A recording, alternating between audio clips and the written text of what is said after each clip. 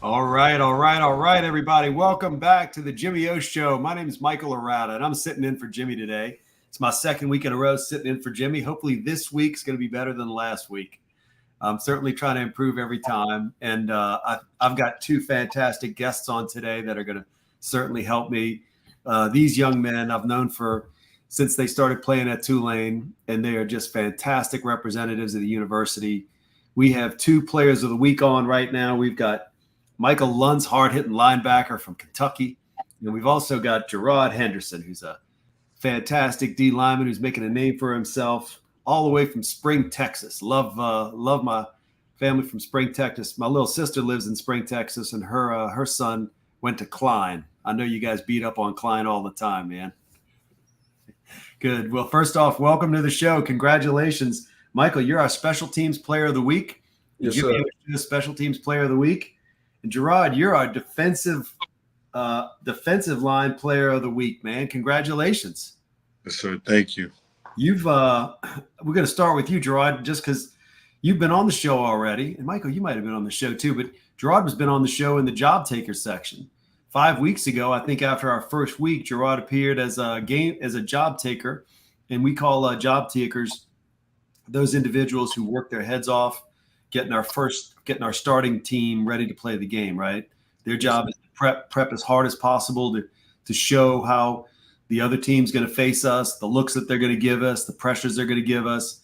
And Gerard stood out after week one and made a name for himself as a job taker. And now it seems like you took that job. Congratulations, Gerard. Thank you, Mr. Rana. Absolutely. I'm proud of you, and I'm just thrilled for you. Tell me about the ride that it's been over the last several weeks. And you know what? I got to tell you, I see this as just the beginning, and so do you. And you know the sky's the limit with you. So tell the audience what you've been doing over the last several weeks to prepare yourself for what happened against South Florida. For me personally, not even just necessarily me personally, the entire team has just been getting reps in day to day, just staying hungry for everything that we do. Other than that, just hard work and determination. All I can really can say. Good. Well, you believe in yourself too, and you've been able to sharpen your talents. I'm going to talk to both of you, and I want to ask both of you about this. Coach Mike Storms showed up again last week, and there was an article today that was published, and it talked about Mike. Darian Mensah, offensive player of the week. Welcome to the Jimmy O Show. How's it going? Fantastic, man. We're just talking with Michael and Gerard and talking to them about actually South Florida. And Mike Storms I saw on the sidelines for the first time last week. And so, Michael, why don't you, first off, congratulations being the special teams player of the week. Thank you. Absolutely. So talk about South Florida, talk about what it was facing them. And both of you guys, and Darren, you can chip in too, because I know Mike has worked with offensive players as well. Talk about the impact that he's had, and if he's being able to impact your game and some of the tips he's teaching and showing you all. I'll start it off. I mean, Coach Mike Storms, he's a great resource that we have, and the combat football that he teaches us is definitely something that we try to utilize in our game, at least from a defensive standpoint. And then he teaches the offensive linemen how to counter what it is that we may give them. So. I think he's a very, very viable resource for us, and it was very great to have him back last week for sure. Even in practice, he definitely gives us juice too. And he's got great energy. Yeah, great energy. He's very attentive to details as well. So, when you're coming right off after a rep, if he didn't like it, even if you might have won the rep, if he didn't like it, or he'll tell you how to, maybe you could clean it up here. Outside of the coaching that you get from your coach, obviously, But no, he was definitely a great asset, and I was personally very happy to have him back. Good. G, how about you? Go ahead, G. Man, Coach Mike Storms. I've been knowing Coach Mike Storms since my freshman year.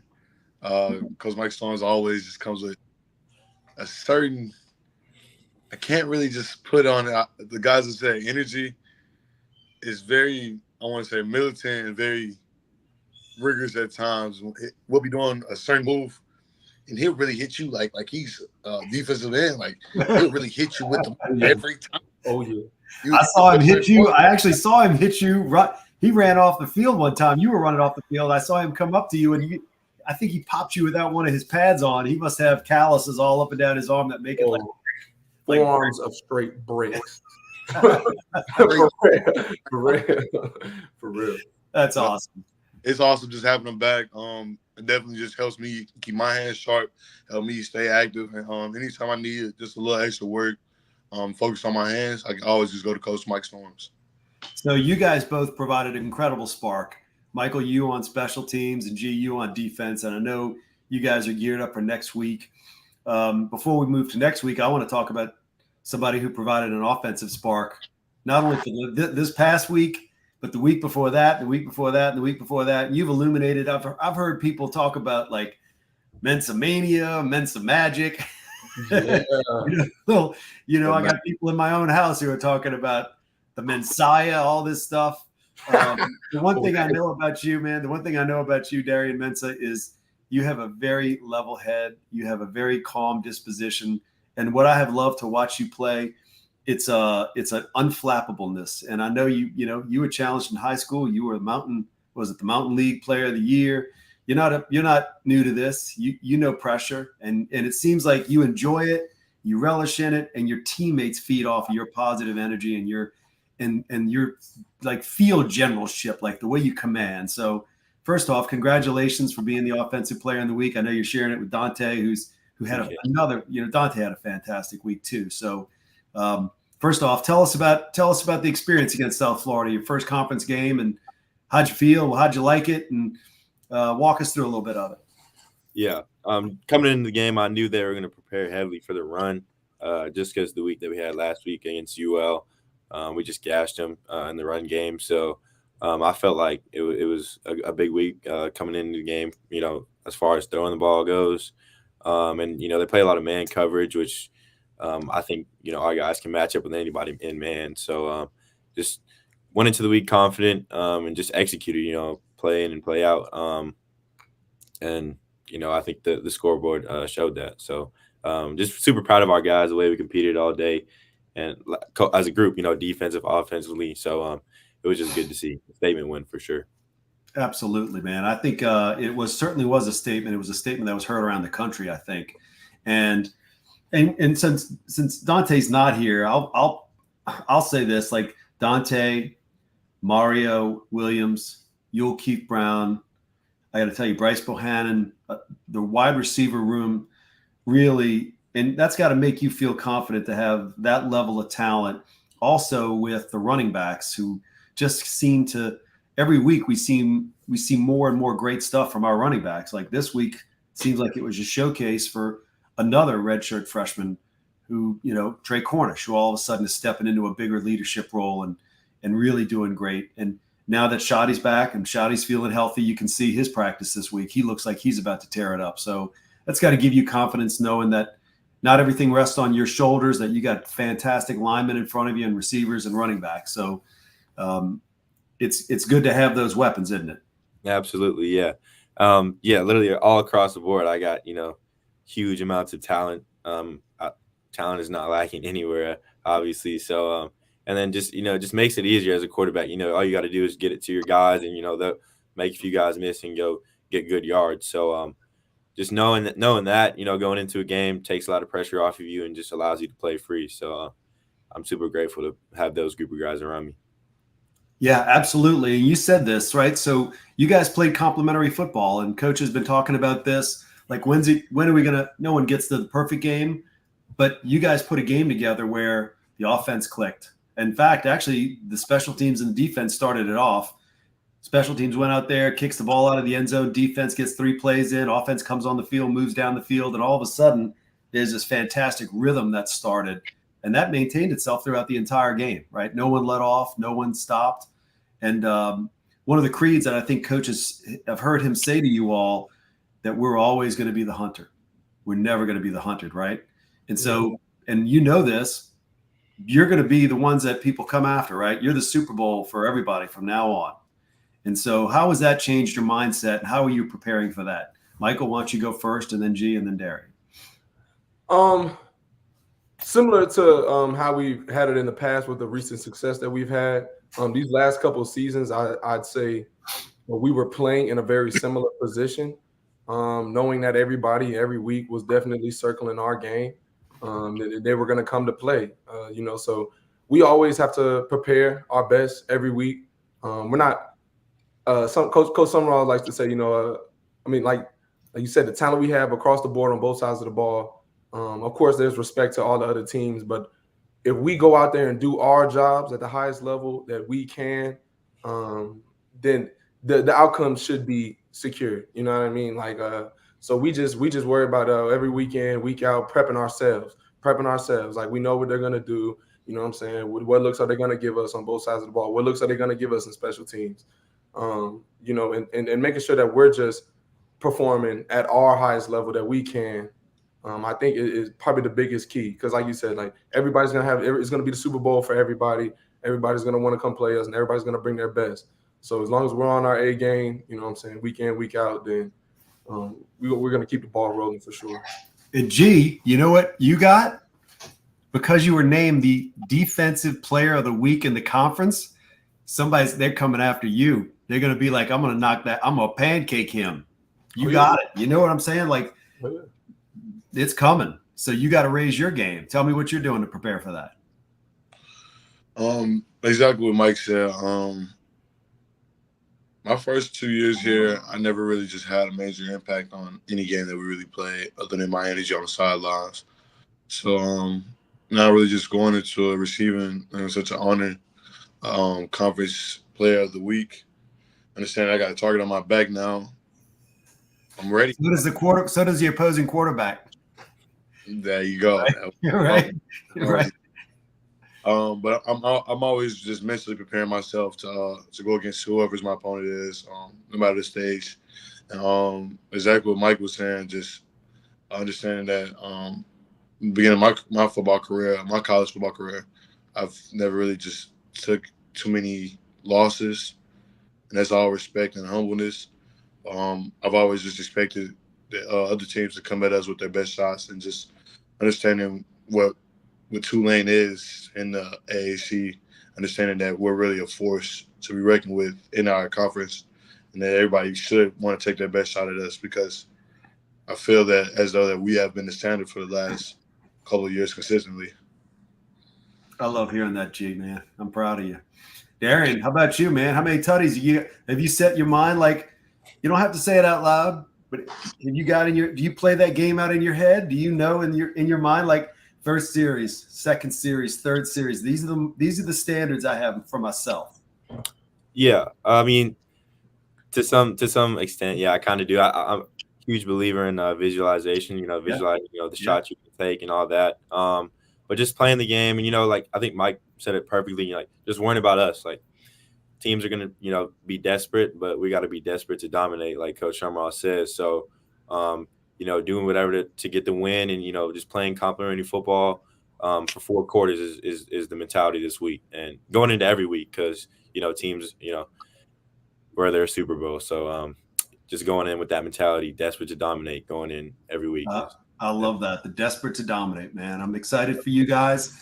I'm thrilled to be able to do the show this week for Jimmy. So congratulations, Darian, on being the offensive player of the week, sharing that with Dante. Michael, congratulations on being the special teams player of the week. And G, congratulations not only on being the special teams the defensive player of the week for Green Wave, but being the American Conference defensive player of the week. That's a true honor, young man, and you really earned it. And it's been wonderful to watch you three dominate and lead this team. We're thrilled to cheer you on next week. So congratulations. Glad to have you on the Jimmy O Show, and we'll see you guys Saturday. Roll Wave. Yes, sir. Thank you. Roll Wave.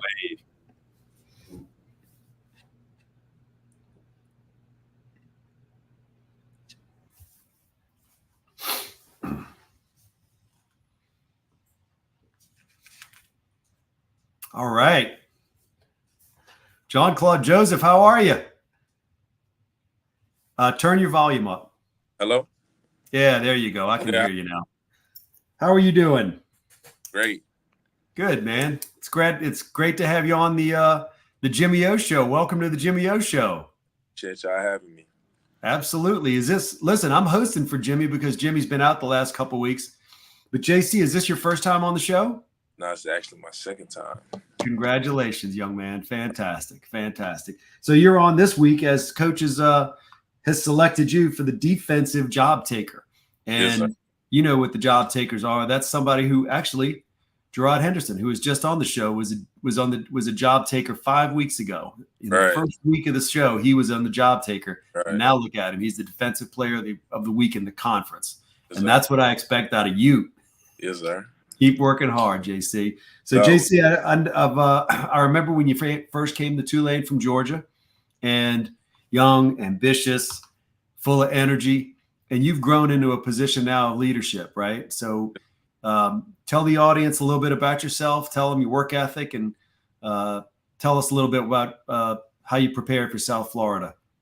My name is Jean-Claude Joseph III, and the thing about me is I just love to work. I love the game of football. Like, nobody loves football more than me. I'm ready to work every day. I love every aspect of the game. You know, the meetings, the weight room, and playing ball. So that's what every day I just think about every day, just coming to work, playing hard. And so one of the things that stands out, JC, is you're always smiling, man. Yes, You're always cheerful on the sidelines. You're always positive. You're loud on the sidelines. Your energy is contagious, and your enthusiasm is contagious. And I think that's one of the reasons that coach singles you out. And that's one of the reasons why your defensive coaches enjoy you so much, right? You put your heart into it, and also a tremendous amount of talent into it. Let me tell you, we'll talk to our audience. What's going on for the prep for UAB, the Blazers, this week? For the Blazers, everything's about just attention to detail, not getting complacent. You know, their record might not show us how good they are, but you know, anybody can beat you. So it's not about just looking at the record and think we're just going to roll out the records and see who's going to win like that. We still got to come out there and play ball. Absolutely. And our offensive job taker this week is Lucas Desjardins. And we also had Isaiah Shine, who's our special teams job taker of the week. Hopefully they're going to be joining us soon. I was going to joke around with Lucas and you. You know, Lucas has a French name and you have a French name. Yes, sir. Is that why you guys were attracted to New Orleans, or like a French city? Nah, that didn't really. And if you enjoyed it, but since I got here, it's been a big part of it. Like I even saw it one time on this tweet I got tagged in, like the top names in college football. It was just funny to me, but yeah, it's cool here because I meet a lot of people with names similar to mine, and you know, it's just cool. It's cool. Good. And all right, so let's see. Let's talk about a little bit about JC. I know you came from Georgia. Yes, sir. You're right outside of Atlanta, though, right? Covington, Georgia. I played for East School. My high school's doing good right now. They're 6-0. All right. Hope we win. Good. Any other brothers or sisters? Yes, my little brother's playing for them. That's what I thought. I think I had even met your little brother. Your dad brought him down here, like for the spring game, I think. Right. Yes, Yep. What does he play? He plays D-line every time. He came to the camp too during the summer. Oh yeah. Everybody sees him there. I was like, "That's my twin. That's my twin." I don't think we look that much alike. I think I look better, but you know. Well, that's the big brother talking about the little brother, of course. That's awesome. And are your folks able to come to this game in Birmingham? No, they were planning to, but right where I live right now, there was like a chemical plant. And that's right near where I live. So they were planning to come, but you know, my little brother's game is actually, they moved his game to Saturday, so they can't come. They were going to come this week though. That was the plan. So, but okay. Yeah. So just so everybody knows, there was like a biochemical plant that exploded in Covington, right? It was in Conyers. And that's in Conyers, that's right? And I think, I'm not sure. It sounds like it was a result of the hurricane. Right. I'm not sure if that's right. I just got off the phone with my mom, actually, and we were just talking about it and everything. But yeah, so it's there's well, hopefully they're safe. Yeah, my family's good. Yeah, they're good. They're good. But yeah, my brother and them, they've been off of school they were off of school because they had the hurricane too, Hurricane Yeah. Helene. Yeah. So they were off days from school for that, and then their game also got pushed to that Saturday. The Saturday we played, it was like right at the same time. So my parents, they were driving, they didn't get to watch the game. It kept like cutting. But yeah, so that it got pushed because of the hurricane, and then this week because of the chemical plant. Yeah, well, that's nuts. Hopefully they're safe. You know what, JC, I wanted to ask you about this because I know you were recruited and you came to Tulane under the Coach Fritz administration, right? And now you've gotten to play for and to know Coach Summerall, and you're somebody who is super personal. You you have a very outgoing personality, somebody who really likes to talk, somebody who likes to be talked to. You enjoy conversations and you enjoy people.